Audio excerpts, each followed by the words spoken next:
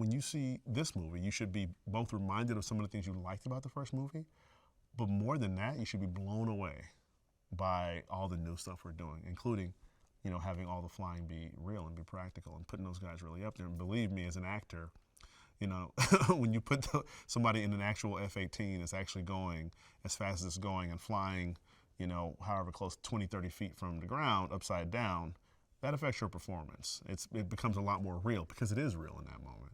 And that's something you've never seen on movies before. I think one thing that's good about the movie now is that I really appreciate not just the work of the aviators and the people who fly the planes, but also the support. And my character is actually a support character. I'm kind of wearing a couple different hats. I'm a test director, but I'm also a plane captain. I'm also Mav's friend. And so it's really important, you know, you need one in order to do the other, you know. You need to have a pilot, and then you need to have somebody who knows how to fix the plane and get it off the ground. And so, you know, watching those things work together, being able to play that has been, you know, really remarkable. Hondo is Maverick's best friend, and he's a guy who can be honest with him. Like good friends, he can pull you aside and look you in the eye and say, hey, you're messing up. You're better than this. You're blowing it. He can also say, hey, I know it was a tough day, but you killed it. It's great. They love you. It's really that support system. And it's also a chance for us to, you know, it's one of those sort of Sherlock Holmes and Watson things where one of the strengths of Watson is that he allows Sherlock Holmes to think out loud. That's really what the character is for. It allows you to hear the thoughts of this other guy. And so with the Hondo Maverick dynamic, we've really leaned into that. And we really used that relationship to get a little bit deeper into where Maverick's head is at and all this stuff.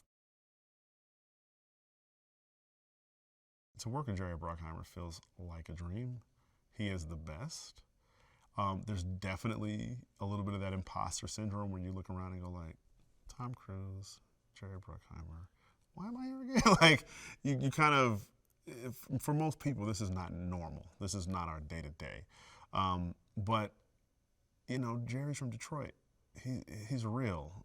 There's no Hollywoodness. It's all, you know, good ideas. It's practical thinking. It's like, let's make sure we're doing this the right way. Let's make sure we get what we want to get. Joe Kosinski has a very wry sense of humor that is unexpected and wonderful. He's also somebody who is incredible in that he can direct a scene beautifully, though he is on a swaying aircraft carrier that is turning in the middle of the nowhere ocean. His technical expertise, his attention to detail, and his vision have been inspiring to me as an actor. I loved every day that I got to work with Joe.